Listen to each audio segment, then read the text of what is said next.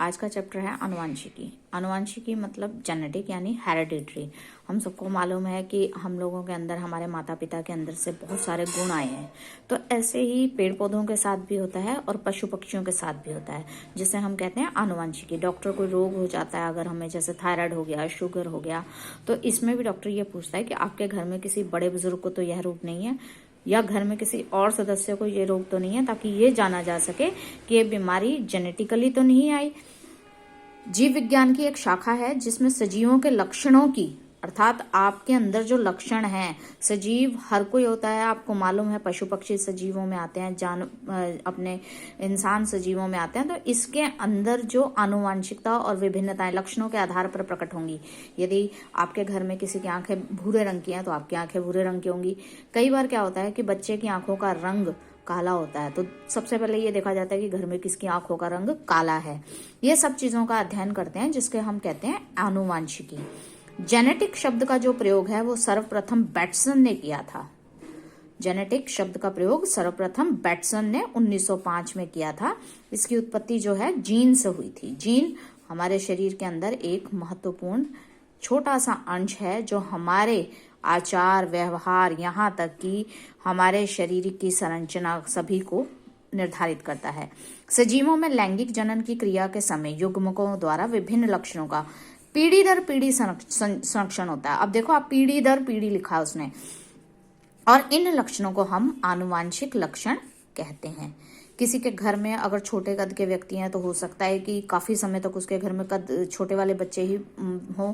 और कई बार क्या होता है कि अगर बीवी का कद छोटा है और आपके घर में मम्मी पापा का कद देखना, आप उसके बाद आपका कद देखना, तो किसी एक के कद के ऊपर आपका कद, जो शरीर की हाइट है, वो डिपेंड करती है।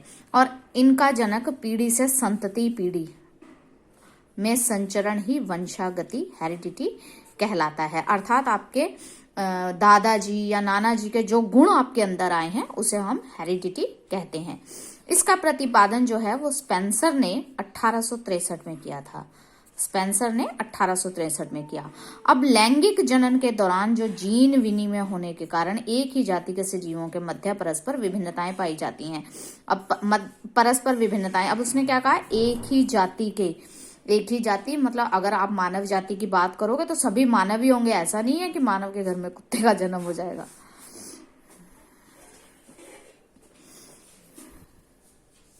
ठीक है, तो और गाय के उसमें बछड़ा नहीं पैदा होगा, कोई जानवर और पैदा हो जाएगा, ऐसा कुछ भी नहीं होता है।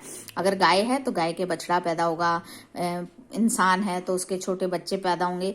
तो ये चीजें, इनको हम कहते हैं कि वेरिएशंस, अलग अलग प्रकार के। अब आपने देखा सजीवों के मध्य वेरिएशंस होते हैं।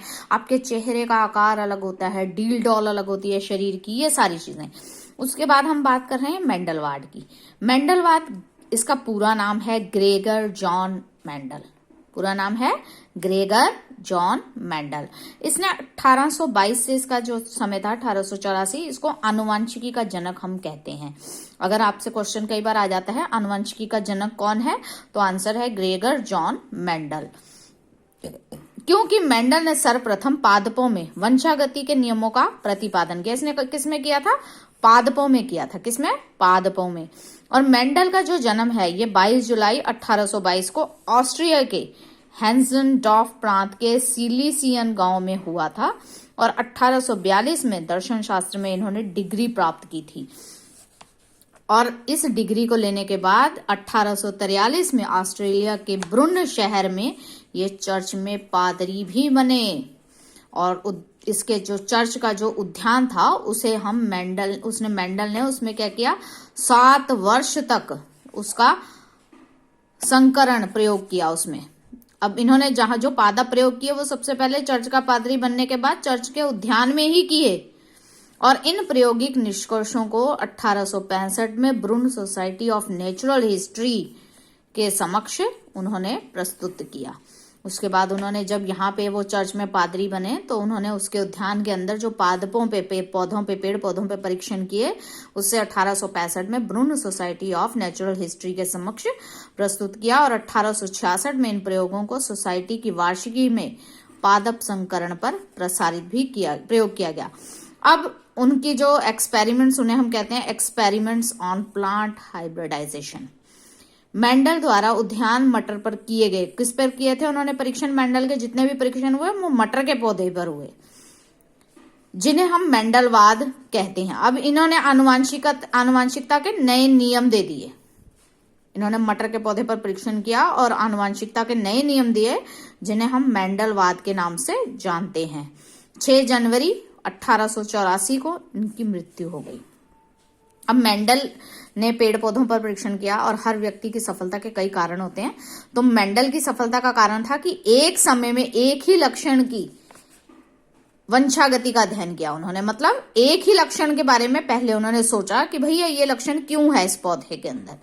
फिर मेंडल ने जो अपने संकरण प्रयोगों के सभी आंकड़े जो थे वो सावधानी पूर्वक सांख्यिकी विश्लेषण के द्वारा किए, अर्थात उन्होंने बहुत ध्यान से हर चीज को समझा, सोचा, परखा, फिर उन्होंने परीक्षण किए और उन्होंने अपने प्रयोग के लिए पादप का चुनाव भी सावधानी पूर्वक किया। अब आप देखो मटर के पौधे, मटर भी बहुत प्रकार के होते हैं और अगर अपन बात करें कि फूलों के पौधों की बात करो तो फूल भी बहुत सारे होते हैं, जैसे सूरजमुखी का फूल हो गया, गुलाब का फूल हो गया, आपका गेंदा हो गया, गुलदाउदी हो गया, तो बहुत सारे हैं। तो उसमें से हमें किसका चयन करना है ये भी सोचने का विषय है। तो उन्होंने जो पादप जो चुना कि मैं इस चीज का प्रयोग करूंगा, ये भी सावधानी पूर्वक किया। अब मटर के पौधे का चयन ही क्यों किया? इसके भी कई कारण हैं। पहला तो 1 वर्षीय पादप होने के कारण कम समय के अंदर इसकी अनेक पीढ़ियों का हम अध्ययन कर सकते हैं। 1 वर्षीय पौधा होने के कारण इसकी अनेक पीढ़ियों का अध्ययन किया जा सकता है। दूसरा है कि ये द्विलिंगी पुष्प है। द्विलिंगी पुष्प, बाइसेक्सुअल फ्लावर, इसको ये होने के कारण इसमें स्वपरागण के द्वारा समयुग्मज जो हैं वो पादप अपना शुद्ध वंशक्रम सरलता से प्राप्त कर लेता है। अब क्योंकि इसके अंदर क्या है? द्विलिंगी पुष्प है। फिर तीसरा है विपुंसन। इसमें विधि के द्वारा कृत्रिम पर परागण आसानी से किया जा सकता है। अब मटर के पौधों में विपर्यासी लक्षण के जोड़े होते हैं। इसमें सबसे इंपॉर्टेंट है पादप की ऊंचाई की, उसकी हाइट कितनी है पौधे की। फिर पुष्प की स्थिति, पुष्प कैसा है, पुष्प अभी उगा है या बहुत पुराना हो चुका है, ये चीजें। फिर परिपक्व फली की आकृति, फली कितनी मजबूत है। अपरिपक्व फली का रंग, अगर जो मटर की फली है वो अभी पकी नहीं है तो उसका रंग कैसा है, फूल का रंग कैसा है, बीज की आकृति कैसी है और बीज का रंग कैसा है। अब अगर अपन बात करें पादप की ऊंचाई की, पादप की ऊंचाई में देखना पड़ता है कि पादप लंबा है या बोना है। अगर लंबा होगा तो प्रभावी होगा और बोना होगा तो अप्रभावी होगा। पुष्प की स्थिति कक्षीय है या अग्रस्त है। कक्षीय होगी तो प्रभावी होगी और अग्रस्त होगी तो अप्रभावी होगी। अगर पुष्प की परिपक्व फली की आकृति अगर हम जानेंगे तो फूली हुई अर्थात खूब मोटी होगी, और एक होगी संकीर्णता। आपने देखा होगा कई मटर की फलियों में से बीज ही नहीं निकलते, तो हम उसे कहते हैं संकीर्णता। और फूली हुई मोटी, फूली हुई होगी तो प्रभावी होगी क्योंकि उसमें बीज को पनपने की जगह अच्छी मिलेगी, और इसमें ये अप्रभावी होगी क्योंकि बीज को फैलने की जगह ही नहीं मिलेगी। अपरिपक्व फली का रंग हरा होगा और इसका पीला होगा। हम जितनी भी पीली फलियां होती हैं सब निकाल के फेंकनी पड़ती है क्योंकि उनके अंदर कीड़े होते हैं कई बार, और कई बार क्या होता है कि बीज ही अच्छा नहीं आता, तो ये अप्रभावी है, ये प्रभावी है। पुष्प का रंग ये बैंगनी होगा, ये सफेद होगा। आकृति गोलाकार होगी, झुर्रीदार होगी। मटर की फली जितनी पुरानी होती चली जाएगी उसके मटर के दाने उतने ही झुर्रीदार होते चले जाएंगे। उसके बाद बीज का रंग इसका पीला होगा, इसका हरा होगा।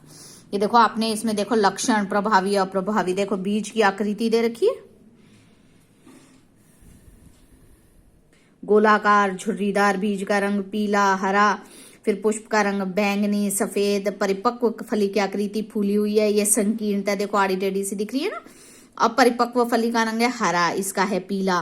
फिर स्थिति पुष्प की देखो कक्षीय है और अग्रस्त है। कक्षीय में देखो एक इधर है एक इधर है, अग्रस्त में दोनों एक ही दिशा में है। उसके बाद पादप की ऊंचाई, ये पादप लंबा है और ये बोना है। बोने पौधे में फली भी छोटी लगेगी, और जितना पौधा अच्छा होगा उसमें फलियां ज्यादा लगती हैं और अच्छी लगती हैं। अब मेंडलवाद को पुनर्खोज की भी लगा कि भैया पुनर्खोज भी कर लेनी चाहिए, तो मेंडल ने वंशागति के नियम 35 वर्ष तक उपेक्षित रहे, माना ही नहीं किसी ने।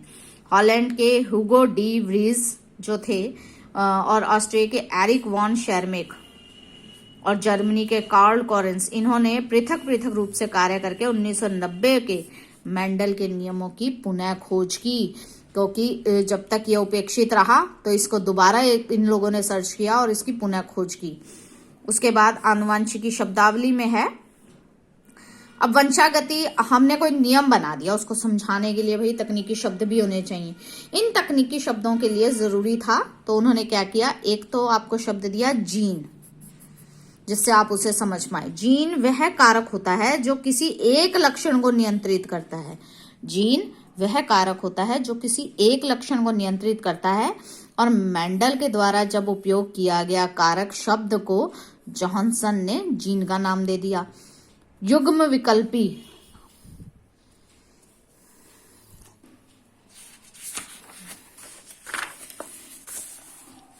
एक लक्षण को नियंत्रित करने वाले जीन के दो विप्रयासी स्वरूपों को युग्म विकल्पी कहते हैं। जैसे पौधे की ऊंचाई को नियंत्रित करने के लिए दो युग्म विकल्पी टी लंबापन और टी बोनापन है।